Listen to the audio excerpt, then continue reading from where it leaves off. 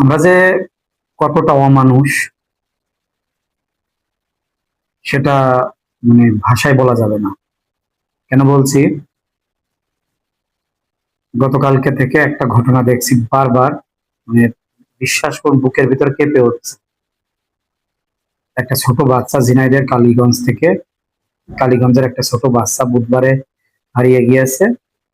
বৃহস্পতিবারে সেপটিক ট্যাঙ্কের ভিতরে বস্তাবন্দি পাওয়া যাচ্ছে, এবং তারপরে যে অত্যাচার হয়েছে এটা আমি ভাষায় প্রকাশ করতে পারবো না। 5 বছরের একটা বাচ্চা, 5 বছরের, মানে আপনি সাধারণভাবে ভাবতে গেলে আপনার কেমন লাগবে, আপনি একটা বার চিন্তা করেন। ছোট্ট একটা নিষ্পাপ একটা শিশু, সেই শিশুকে নৃশংসভাবে হত্যা করেছে।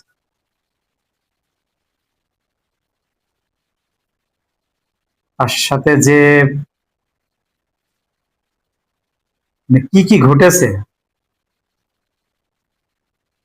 এটা তো আসলে আর বলে শেষ করা যাবে না। তবে এতটুকু বলতে চাই, এর যে কাজ করেছে তার বিচার হোক, এবং খুব নৃশংসভাবে তারও বিচার করা হোক যত দ্রুত সম্ভব।